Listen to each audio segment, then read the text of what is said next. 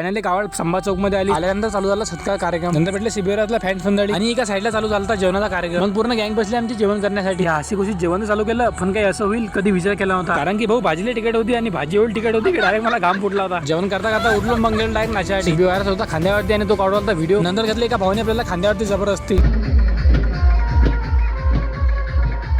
नक्की सांगा कमेंट करून आपला डान्स कसा वाटला तुम्हाला. असा सर्वांनी काही वेळ माहोल केला. नंतर फॅन्स मंडळी भेटली आणि फॅन्स मंडळी सोबत आलो आम्ही इकडे फोटो काढले. आज खूप जास्त फॅन्स भेटले कारण की सर्वजण बाहेरगावची मुलं होते. गोष्टी करून नंतर आलो मी चाय प्यायला. पण काही चहा पेत नाही, पण ज्या मधला जेव्हा भावासोबत चाय पिऊन. आणि वाडेगावून आपला गोपालला सुद्धा आला होता. सर्वांसोबत गोष्टी करता करता घेतला चाय पिऊन. आणि हागून गोरवला असा हा गेला तर रात्री कावळ आणण्यासाठी. बिचारा पुरा झोपीने बेहाल झालता. नंतर आपण सुद्धा लावला कावळीला खांदा आणि कावळ घेऊन पोहोचला आपण डायरेक्ट श्री संत सिद्धार्थ महाराज यांच्या मंदिरामध्ये. आणि आपल्याला खूप जास्त खुशी वाटत होती कारण की आपल्या हातामध्ये उज्जैनचं पाणी होतं. आणि गँग सुद्धा खामगाव पासून पातूरपर्यंत पैदल आली होती हे पाणी घेऊन. तर खूप जास्त खुशी वाटत होती. सर्वांच्या मेहनतीने आणि मंगेशदादा गाडगे यांच्या वतीने कावड फायनली मंदिरामध्ये आली. नंतर महाराजांचा अभिषेक केला आणि नंतर आलो बाहेर. आजचा व्हिडिओ तुम्हाला कसा वाटला नक्की सांगा कमेंट करून. आणि व्हिडिओ आवडल्यास लाईक करा आणि होऊ शकेल तितके शेअर करा. भेटूया नवीन व्लॉग मध्ये. तोपर्यंत tata bye bye, see you.